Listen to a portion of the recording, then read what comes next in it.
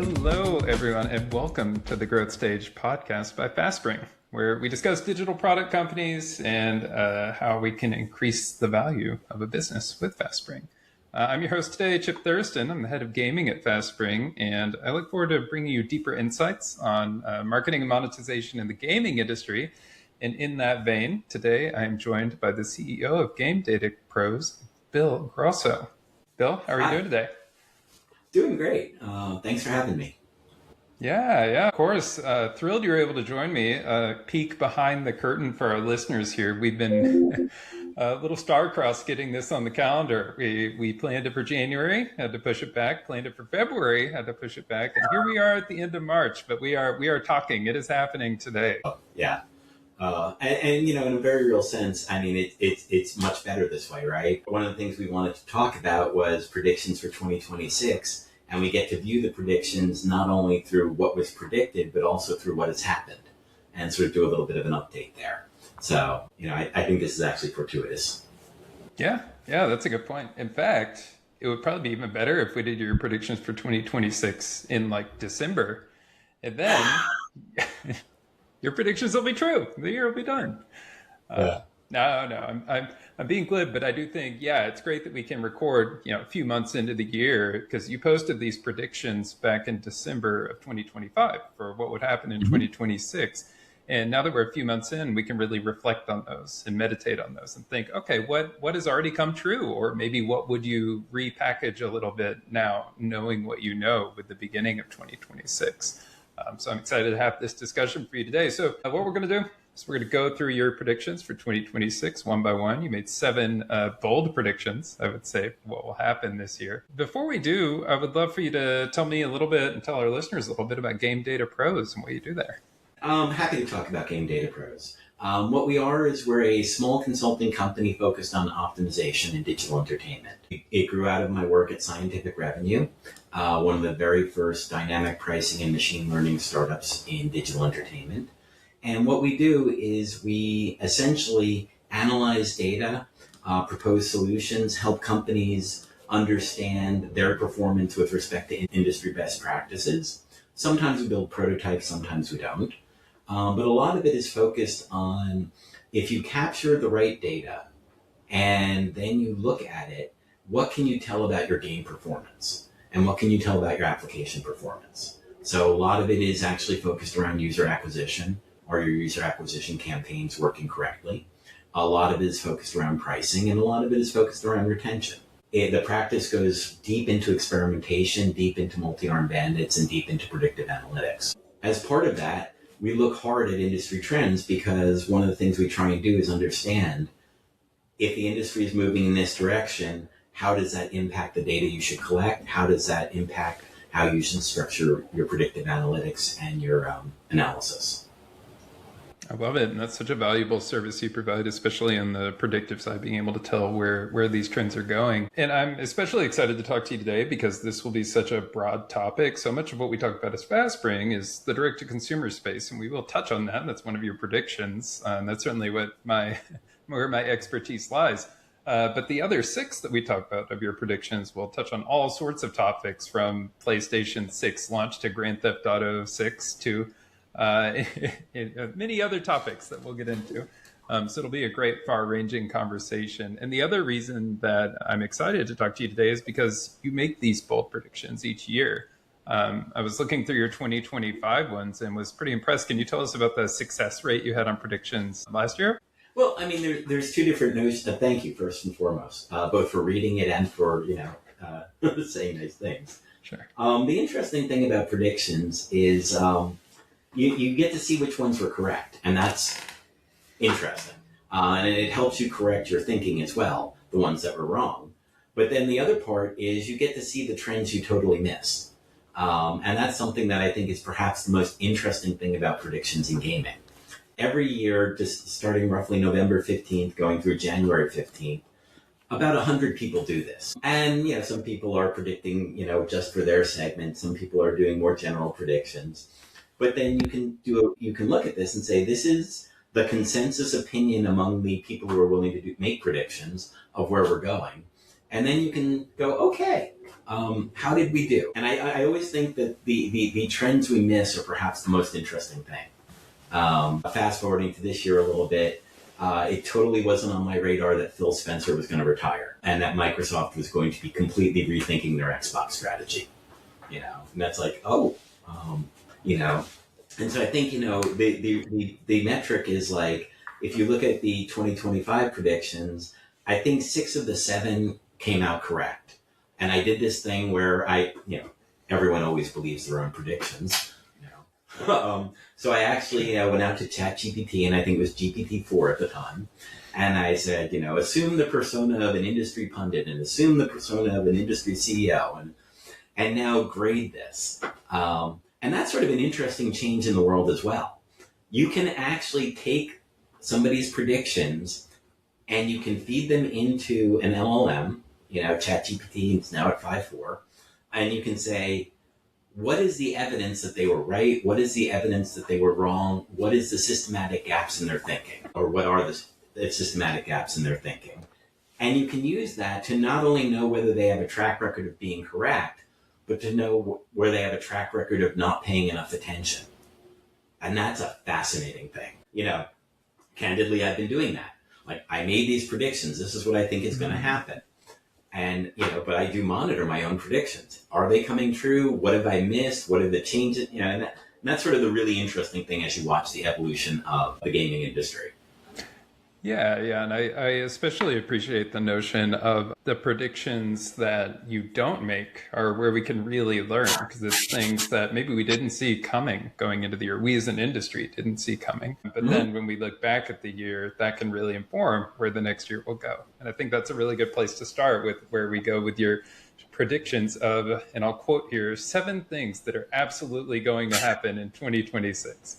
Love the title and the confidence there. So we're just going to run through these in the order that you posted them on your site. Of course, GameDataPros.com. If you want to go through the full article. But number 7, we'll go 7 to 1. Number 7 is the new normal will continue and revenue will be up and headcount will be down. Can you take us through this one? Yeah. So basically this is sort of the safest prediction, right? If you look at the past 5 years, the peak years of COVID through today, the gaming industry overexpanded during COVID. A lot of people were, under house arrest, essentially. Record highs in video game playing, record highs in a lot of different, entertainment software categories. And so that there was always going to be a contraction from that. The rise of AI as well. There's a lot of efficiencies, horrible term, but, there's a lot of things you can do with fewer people now. And so that contraction exists and has existed for a while, and it's still showing up. I think GDC this year announced that they had an attendance of about 20,000 people. So that's Game Developer Conference. It's one of the top 5 conferences in the world, and it's the North American Top Gaming Conference. And 20,000 people sounds like a lot, unless you realize that last year it was 30,000. And pre-COVID it was 70,000. And you look at that and you're like, okay. And there's a little bit of an industry blinder around that. The number of people posting on LinkedIn that the conversations were absolutely great and absolutely energizing. And it's like, yeah. When you lose the 50,000 people who weren't true believers, yes, the conversations are going to be exciting and energized, but still, the fact is, if you're down by 1/3 over a year, that's not a good signal. And at the same time, Epic just recently announced 1,000-person layoff.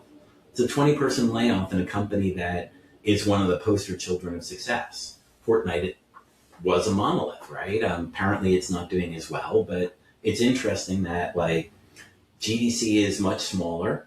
There are alternative conferences springing up. Things like Pocket Gamer Connects are adding cities where they bring the conference to you as opposed to having you go to the conference. And that's a great service to the community, but it's also a sign that maybe budgets aren't where they used to be, and we can't really afford to send people on a week-long trip to San Francisco anymore. And then just the ongoing layoffs. In North America, over the past 3 years, it's been a 40% layoff, and it's continuing.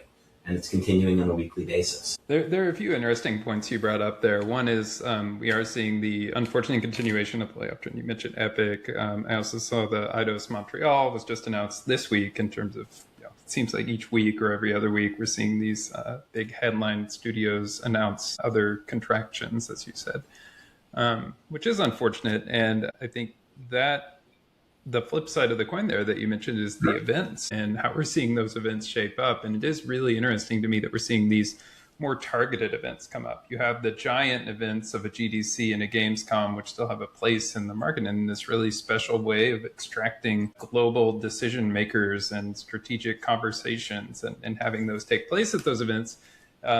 But I almost see it as an evolution of the events now that we have more targeted, maybe regional events where you have some maybe in Toronto or you have some in London or the Nordics or in Spain, and we're seeing them pop up and be a bit more targeted, and it will be a smaller audience, but still extremely relevant to that audience.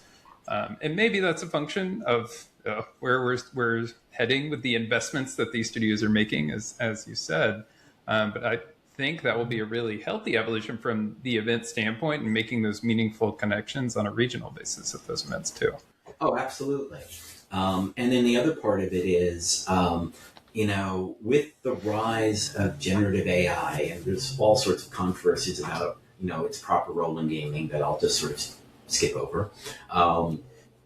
It's possible to build a game company that is much smaller and yet successful. I know a number of people who have said, I don't need to be within the corporate studio umbrella, and I don't need to have 200 people in order to produce a good game. The marketing apparatus, like last week or 2 weeks ago or something like that, AppLovin sort of started pushing hard on, we can generate your creative for you and target it. Something that Meta started pushing on last year, right? They can evolve the creative and target it for you. And you can target more and more smaller and more niche audiences. And so that's interesting because the advertising portion, the user discovery portion used to be one of the primary functions of publishers. Mm-hmm. To some extent, the ad networks are taking that over. And you don't need as many people building the game. You don't need as many people doing the artistic part of the game, creating the creative and the imagery and so on. And what that means is you can have a smaller, lean game company, but now if you're a 20-person game company leveraging all of these things, do you really send people to San Francisco? No. You're best served by, a conference in your country that brings the things that you're interested in to you. And so I think it sort of naturally dovetails. As we go more towards single A or double A and indie style game companies, and as the fabric of the game studios changes, the monolithic conferences still have a role, but it's a much smaller one.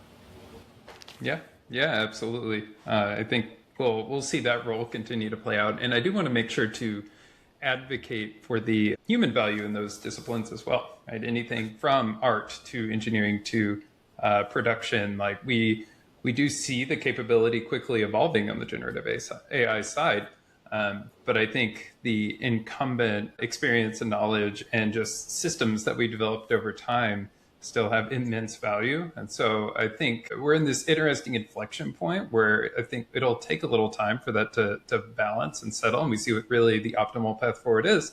And really, there's not a single optimal path forward for a given studio. I think in some cases, it will be the hyper AI side of it, where it's a truly AI powered studio. But in others, it will be much more human-driven and human-powered. And I think both can be completely viable for good game production. Absolutely. AI actually makes people who have a vision much more effective. Mm-hmm.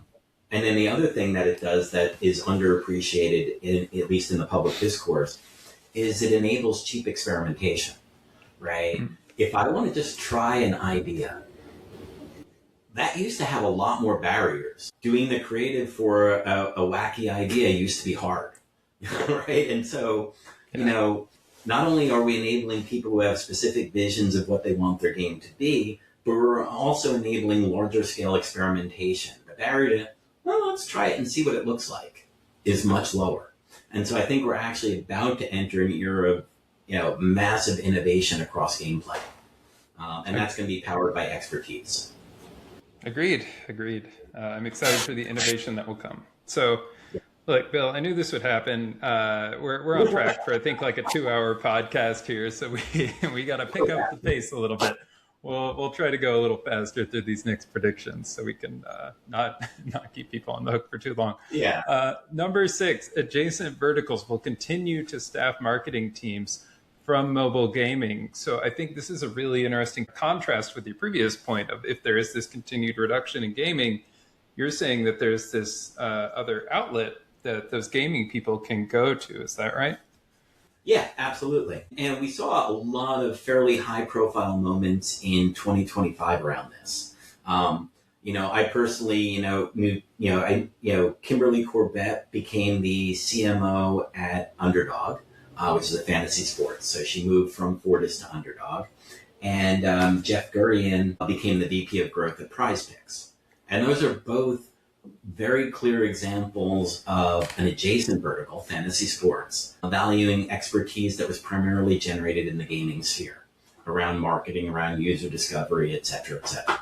And I think we're seeing that play out. And, the clearest evidence we have of that is we crossed a threshold in Q1 of this year, which is non-game revenue exceeded game revenue in the mobile app stores. And you might say, but it's true. Mobile gaming was more than 50% of the revenue in the app stores for a long time. Games are a very popular thing. And what we're seeing is, the world has moved to a point where phones are the way you interact with everything. I was, first surprised and then utterly delighted by the fact that Claude Code now has this thing called Dispatch, where I have agents doing things for me and I can just I can be out on a jog and check in with my agents via the phone, right? Everybody got a phone, and that's a really interesting thing. And the revenue on the app stores is now more than half non-gaming. And that means all this expertise we developed in gaming around how to manage mobile apps, how to manage mobile experiences, how to queue things up, all valuable. And so we're seeing this continued, gaming is contracting a little bit. Non-gaming is increasing its revenue share, and the skills we developed in gaming are bleeding over. Yeah, that's a great point. I think it's extremely transferable. And I think even in more disciplines than people might realize, because I think the first place people might go with this is, something like marketing, right? If I'm trying to get installs for my game versus get installs for my non-gaming app, it's very similar in terms of the strategies, the vehicles you may be using, and all that. But even for something like product management, like live operating, retaining users on a mobile app versus retaining users on a game.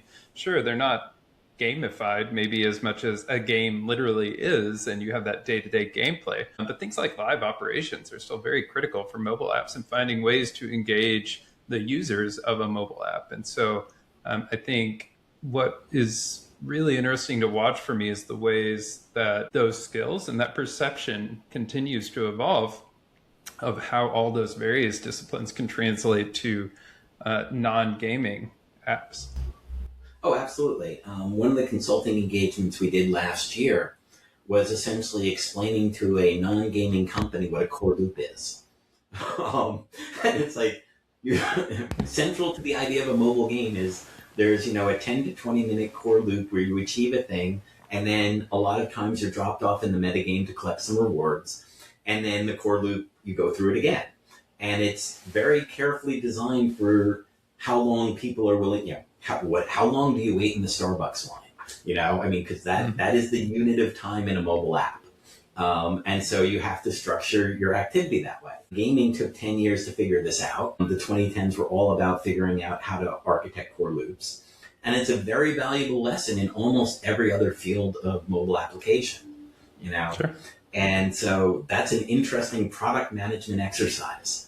Do we have a core loop that fits into the amount of time people are going to interact on their phone before they get distracted, and have we made it obvious what the next steps are, and do we et cetera? Yeah, that's a great example, and you reminded me one I will stack on top of yours, which is direct to consumer revenue. We're seeing more mobile app stores make sure they have their own web stores, and they're thinking about the user journey of how the user gets from the mobile app into the store, and especially because there's often mobile apps are subscription based. And so thinking of having a good subscription manager on the web store, which is something we don't see be as common on the gaming side. And FastSpring is really well suited for both of those cases. But I think more broadly in the industry, it's going to be interesting to see how those evolve. Ties into some of the other things we're talking about as well.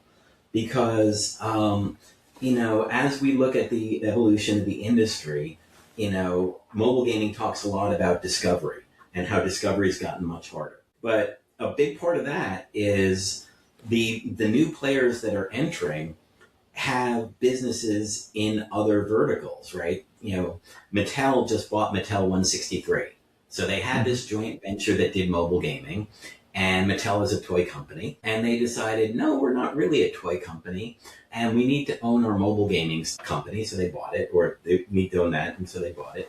And they're doing these other games, which are not all entirely mobile. And they sell things that are not digital, right? And there's we want to have a relationship with the consumer that goes past the mobile app store. And we want a unified customer experience. We want a unified wallet. We want a unified idea of who this person is as they interact with us as a larger entity. And that plays into, the whole web store idea, the whole D2C idea. That's a place where I think companies like FastSpring have an enormous advantage. Absolutely. Absolutely. Well said. So I'm going to keep us moving here. Let's get to, we'll try to do some of these pretty quickly. I think we've already covered this one for the most part with some of your ideas about innovation and how AI will facilitate that. But number 5 is that mobile apps will continue to get weirder. Can you quickly explain this one? Yeah. So a large part is AI lowers the barrier to experimentation. You can try new things. A large part is that the capabilities that are being built out in the SRNs, the large-scale ad networks that do analytics, Meta, et cetera, enable micro-targeting. And a large part is that there's just enormously increased competition for attention. If you looked at the Q4 statistics for 2025, the rate of submissions to the app stores continues to just go up. Barriers to building a game go down, rate of submissions goes up. How do you rise above the noise? And so you put those back to back and you say the ad networks have enormous micro-targeting capabilities and the ability to evolve your creative, and the marketplace is frothier and noisier than ever. And if you do your creative yourself, you have the ability to try new things at very low cost. And you put all of those together and you just see an explosion of, and it's not like, oh, that's completely unprecedented, but you can sort of see that we're sort of gradually drifting towards more and more interesting ads, which is fun. You also see a lot more scammy ads. The number of, you need to update your game and it's actually an ad for a different game sort of things show up as well. But the market is essentially trying whatever will work, and the tools enable the experimentation. Yeah, absolutely. The anecdote this one reminded me of is in my time in game development when I was overseeing user acquisition for a mobile game I was working on. The bottleneck for us was ad creation, and we were working on using playable ads. And the lead time to create a playable ad was several weeks. It took a long time just to get the creative direction aligned. Then we get it created with an agency, and then we get the feedback, or we provide feedback from that, have to iterate. Anyway, it became this long, drawn-out process to go from concept to launch was over a month. Well, now we have a partner that we co-host an event with called Playables.ai, and they just can crank out playable concepts very quickly. And I think about that from a game development standpoint. Wow, if I had had that tool when I was doing this, I could have easily found what would have been the most successful playable, thrown several concepts out there, learned from it, iterated from it, and I would say had much more successful UA. But at the same time, I have to recognize that my competitors are doing the same thing. And exactly. It's and so it becomes, I think, more challenging in the user acquisition space and an already challenged space, but also the opportunity is there, and it requires you to really invest in those tools to quickly iterate and to quickly think of different concepts. Otherwise, you'll quickly fall behind. Well, and so this is also sort of, there's another step to it, which is, so I'm an advisor at an incubator called Berkeley Skydeck. It's sort of a program that's run in conjunction with UC Berkeley.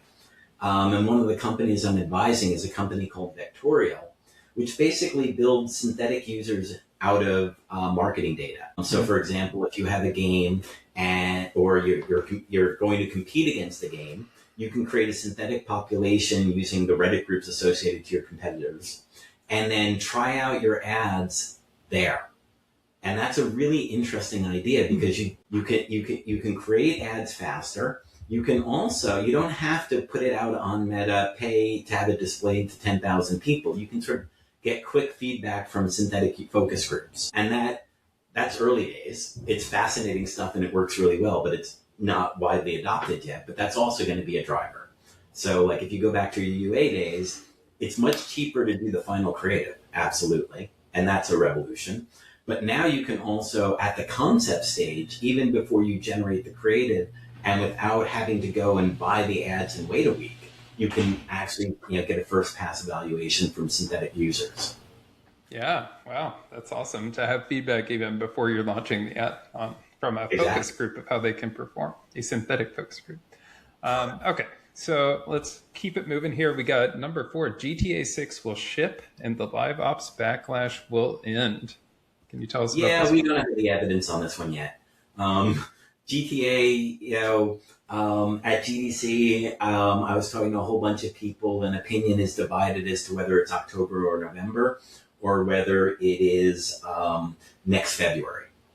And the argument for next February was essentially because AI is consuming all the memory, the PS5 and the PS6 and the next generation Xbox are going to be delayed and more expensive. And therefore, Rockstar is going to have to go back and make GTA 6 perform on current generation hardware. And that's going to cause a schedule slip. But that was entirely, late night drinks in hotel bars, I mean, there's no public evidence yet of that. Yeah. So from what we know, still penciled in for Q4 this year, but there's a chance that that doesn't happen. You mentioned the live ops backlash will end, and I assume your meaning here is that Grand Theft Auto is such a well monetized and well respected game that players will be okay with the live ops monetization structure within Grand Theft Auto 6. Is that right? Yeah, I mean they're okay with it in 5, right? 5 is sort of the poster child of effective live ops.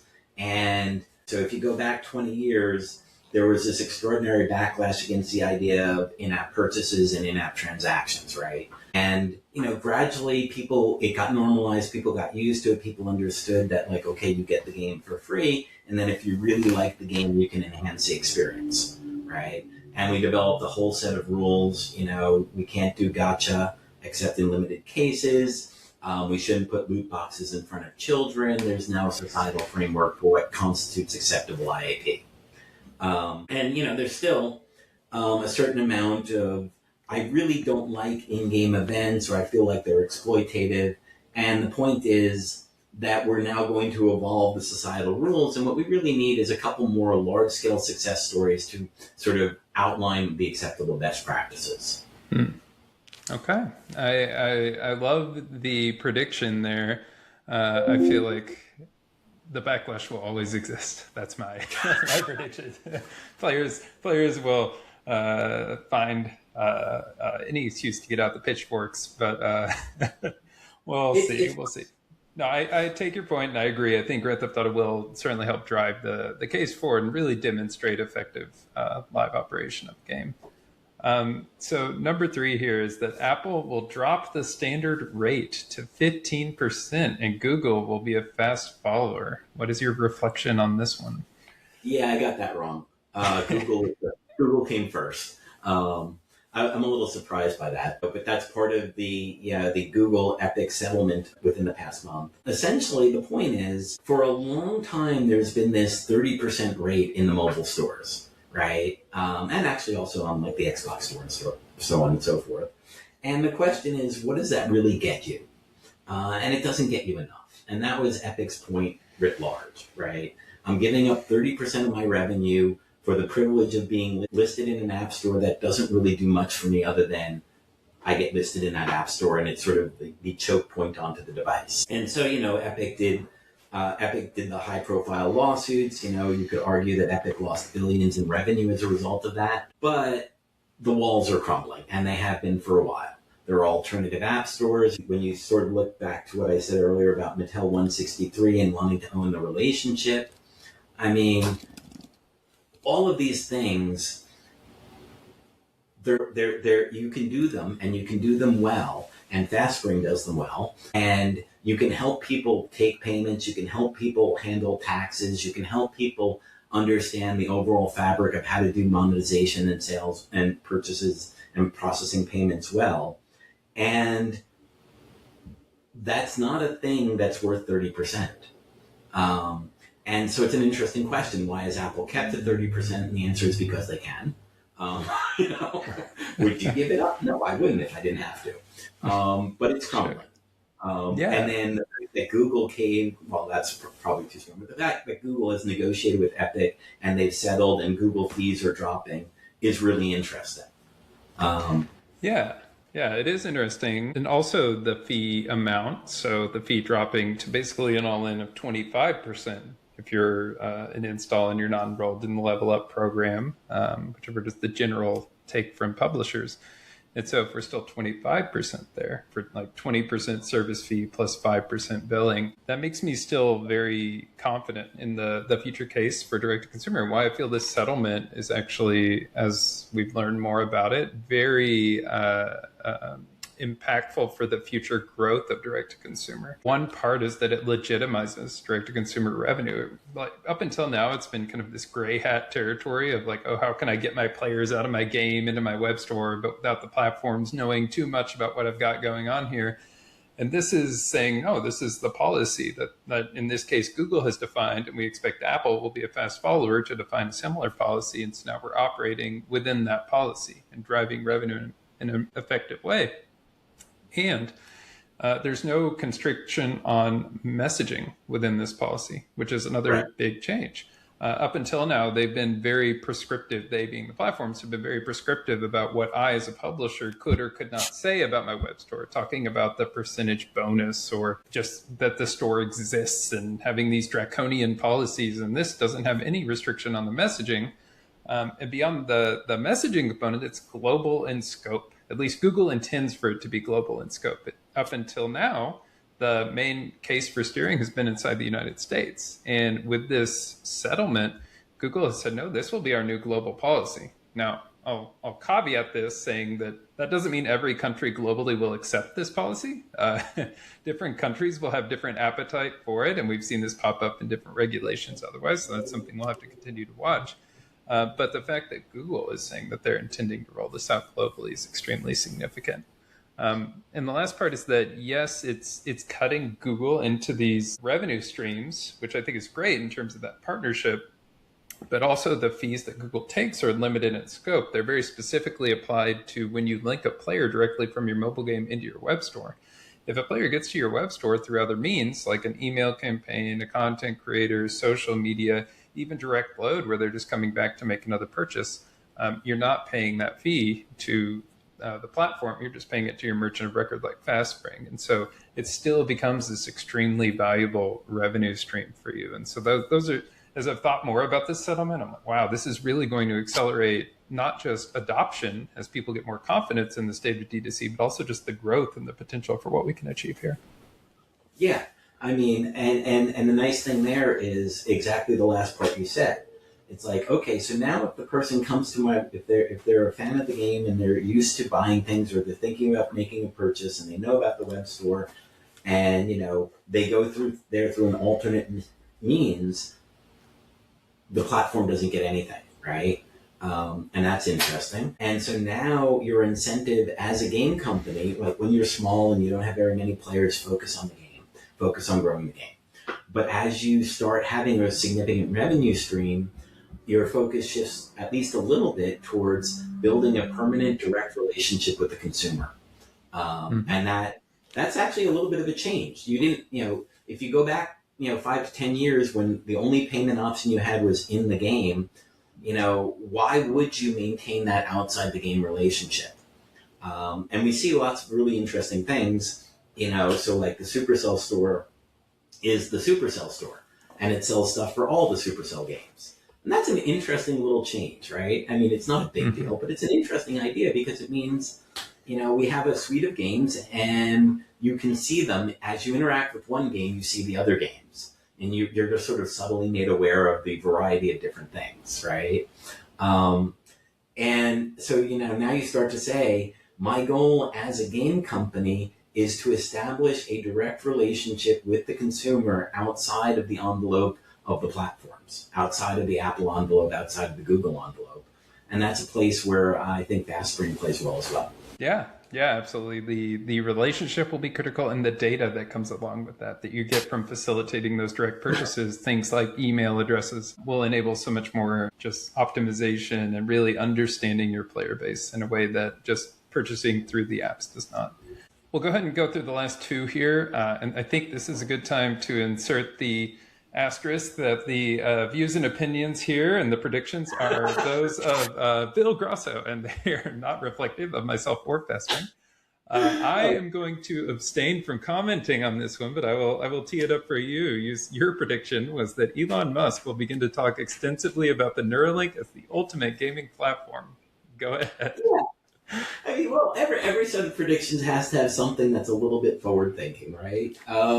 And it's an interesting thing, right? So, Elon does Tesla, he does Starlink, et cetera, et cetera, et cetera. But one of the things he has is this company called Neuralink, which has early stage clinical trials where you're essentially inserting electrodes into people's brains. And that's a really, really valuable technology. If somebody is partially paralyzed, they get the ability to manipulate things by thinking about them as opposed to moving their hand over there and things like that. It's an enormously powerful assistive technology. But it almost immediately started having people thinking, really, well, what if I didn't have to move the mouse, right? What if I could just think and I could get more precise control, right? That impulse happened almost immediately. And we have a lot of really interesting precedents for things like this. So a friend of mine ran a headphone company for a while. And the point of his headphone company was that it had sort of these very special speakers that went behind your ear and used subsonics and sending sound waves through the bones because they go faster than they go through air. And so these were incredibly expensive headphones that were positioned to, send sound waves through bone because that way you got a slight, tiny little advantage. You could react a little bit faster. And people would buy these, and I'd be sitting there going, seriously? Seriously? I cost more than your console, you know that, right? But nonetheless, people do that, right? And we know that cheating is incredibly widespread throughout gaming, right? Anti-cheat systems are, we don't talk about them in public very much, but they're endemic and they're hard to build, and players innovate constantly in performance enhancements. And so then you start to say, okay, so Elon Musk is an ardent gamer. He's made various public pronouncements about how important games are. He's, arguably lied about how proficient he is as a world-class player in several games. I'm not going to wade into that, but there's evidence. And then you say, and he owns a Neuralink company. Okay.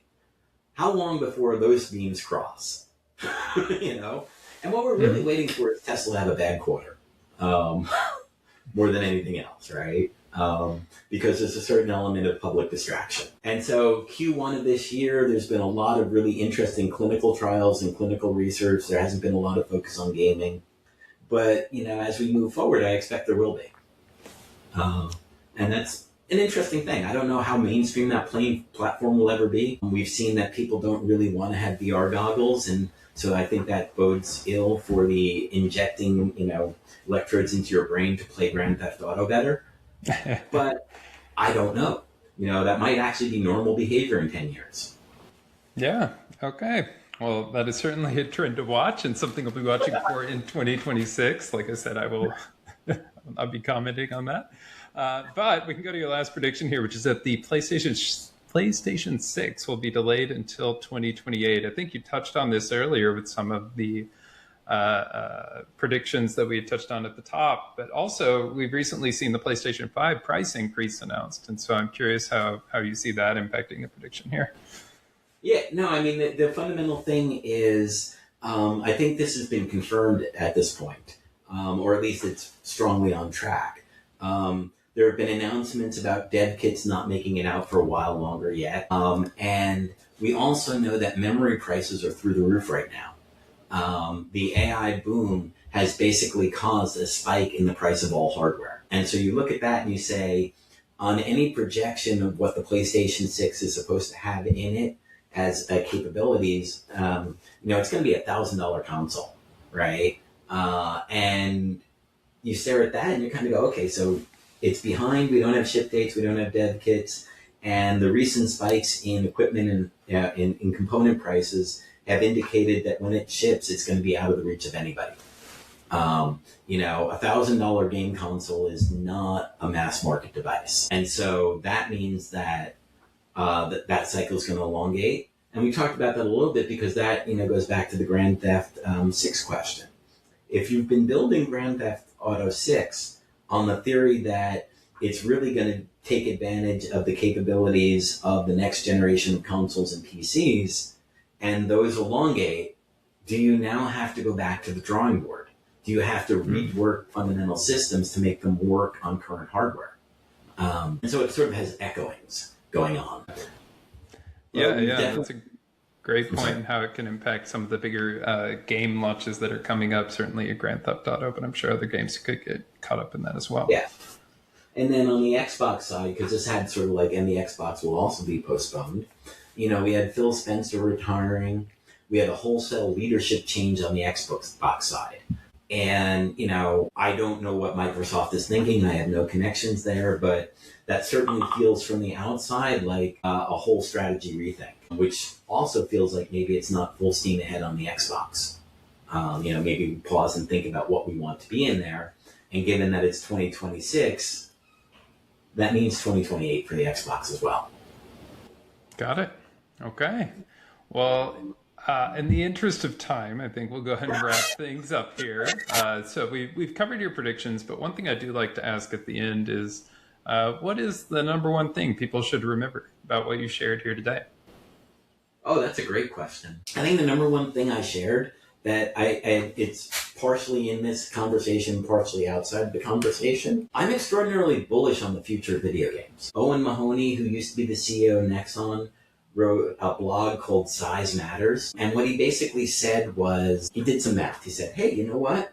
If we assume that people go from spending 45 minutes a day playing video games to 60 minutes, which seems like a reasonable assumption, and we assume that the world gamer population increases from 3 billion to 5 billion, seems like a reasonable assumption, then you've essentially doubled the amount of video game playing that's happening. That's a really interesting thing to say out loud.